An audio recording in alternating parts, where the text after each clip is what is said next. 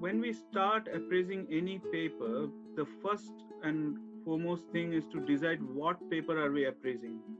So when we come to the type of paper, a diagnostic paper is something where there are two different or three different tests. The test can be investigation in the lab, it can be a clinical test or any kind of test basically. For example, Wells has a clinical kind of test.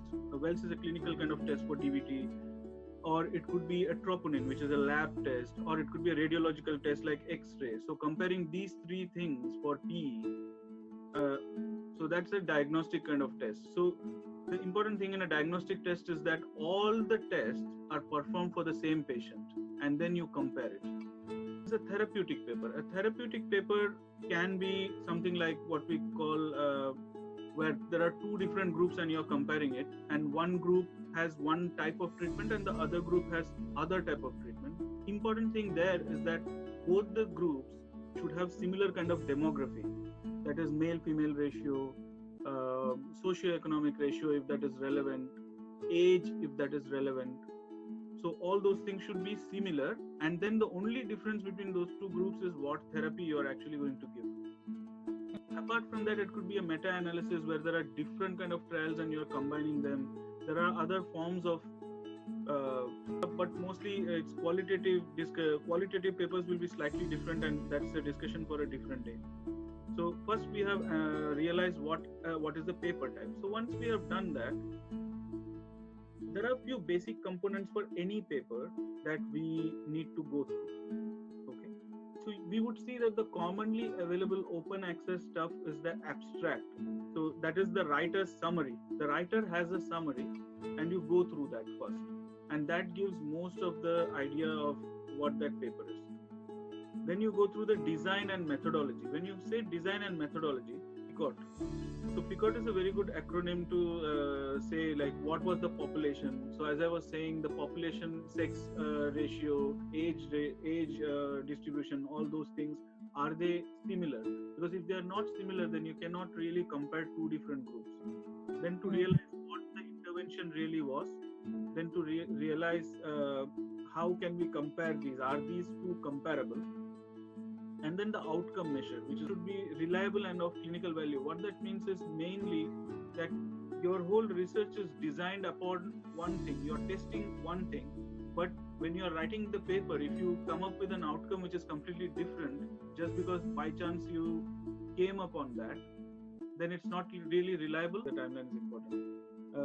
So if I go back to the abstract, just to make sense of it. So what is there in the abstract? So as we said, in simple terms, to know any paper, what was done, what was found, and what that means. So when we say what that means, it is the significance for us. To know that, we break down the summary. It's usually done automatically in objective. What was the objective? What is the design? Discussing about the setting, the population, the methods that were used, the intervention, test, or treatment. So that's why we need to know what kind of paper is it. Is it a diagnostic or a therapeutic paper? And finally, what control was used? Comparing our D-dimer with CTPA, that's a good control in a diagnostic study. Similarly, in a therapeutic study, for example, we already know that PCI, primary coronary intervention, is a good thing. If we compare it with thrombolysis, that's a good control. And finally, what was the result and what are we concluding? One through these four things: the abstract summary, the design and methodology, what they actually did, how reliable it is, clinical value. Then we look at the statistics, which can be very confusing sometimes. But once we determine what kind of study it really is, so every study has its own kind of statistics, which will come later. Okay. And finally, you come up with a summary. But from your perspective, when you look at the summary, that is your interpretation. What is your interpretation? So you just look at the results and you say, so results are the statistical numbers and outcome is what the person started with, the hypothesis. Was it significant or was it by chance? So we very quickly about internal validity in most of the qualitative papers, but we'll see that there is something called as randomization, which is always talked about in most of the papers. It just means for example, the intervention that you're going to give to somebody, you're randomizing it which means that it just happens by chance for a particular patient whether he is going to be on the therapeutic arm or the control arm. You don't by chance. For example, there's a fish bowl. There are a lot of papers in that 1, 2, 1, 2. 1 is for control and 2 is the therapy. And they pick up, and by chance they get either 1 or 2, and whoever gets 1 goes into the therapy arm, and whoever goes 2 goes to the control arm. And this should be concealed, which means that those folded papers should be blinded, like they should be closed, not like they are seeing. And it should be blinded, which means the person who is actually giving those papers should not know who is going to get what. And also the person who is giving the therapy, should the population and demographics should be equal in both the groups, and dropouts should be addressed. Now, the importance of knowing whether it's a therapeutic or diagnostic paper is this. If it's a diagnostic paper, the same statistics is going to be different, like an index test and a gold standard test. Index test is a new test that you're going to test. For example, a new type of intervention. Like in our case, we are going to do one useful thing in the therapeutic paper. There's something called as a consort diagram. Yeah.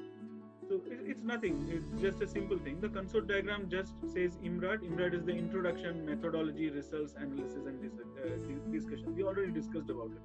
So we already know what the introduction just says. What is the clinical question, and have they done any literature review? Which means that if we come up with an idea, it is never going to be a novel idea. Someone has already researched on it.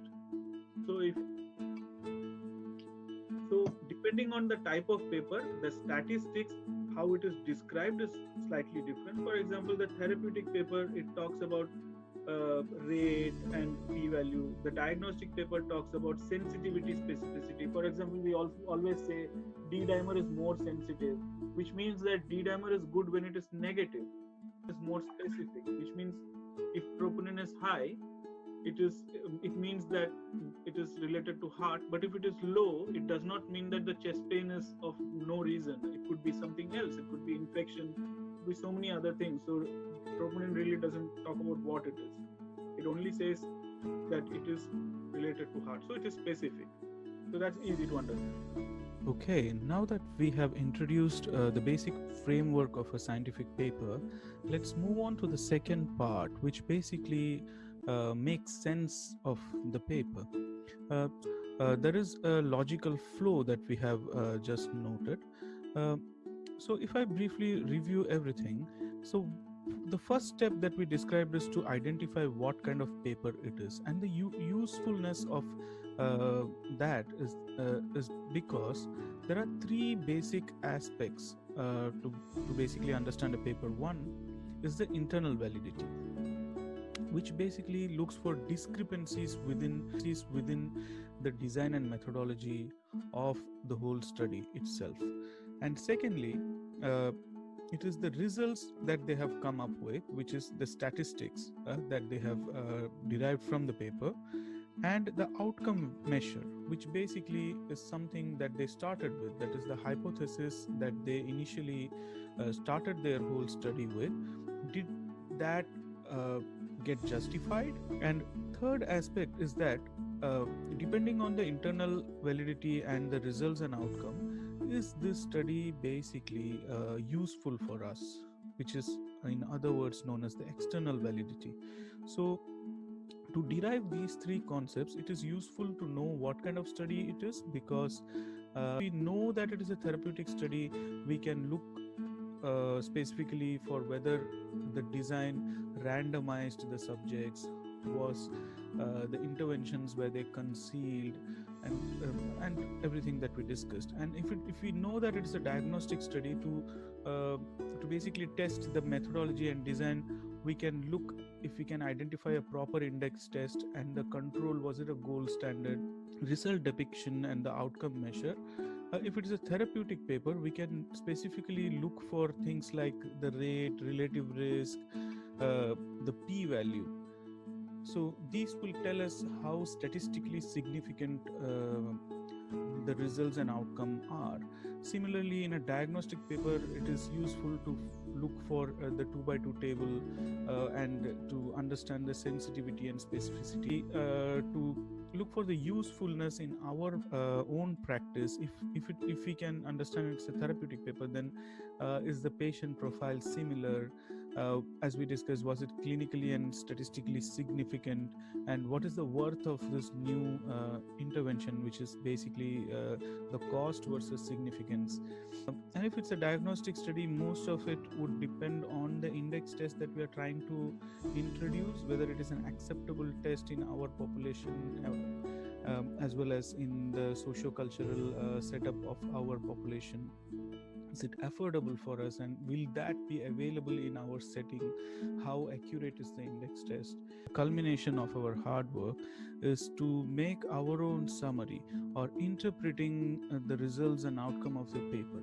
To facilitate that, we should answer 3 questions and look for 4 problems. The 3 questions are: is this paper, the outcome, the result, is it important to my patients? Is this something that is a problem in my practice? Is it actually a common problem in my practice? Whatever they have derived, is it something that will actually benefit my patients or my subjects in my setting?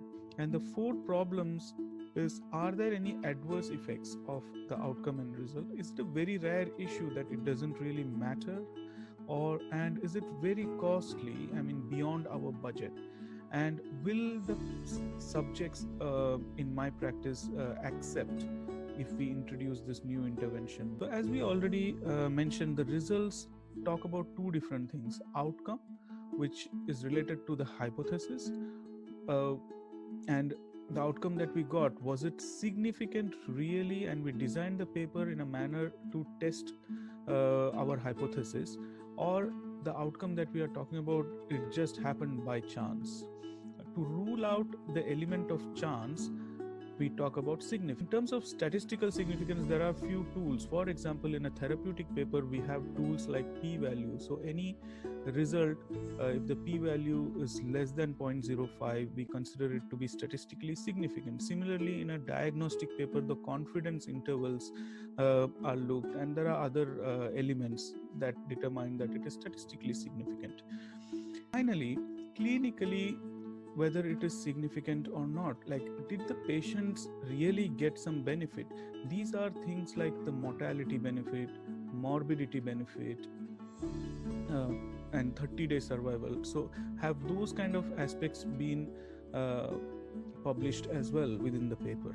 We talk about the validity. So we said the internal validity is very important because that is determined by the design and methodology of the paper, which directly relates to the conclusions and the results. And secondly, is it generalizable to my patient? That is something we are more concerned about.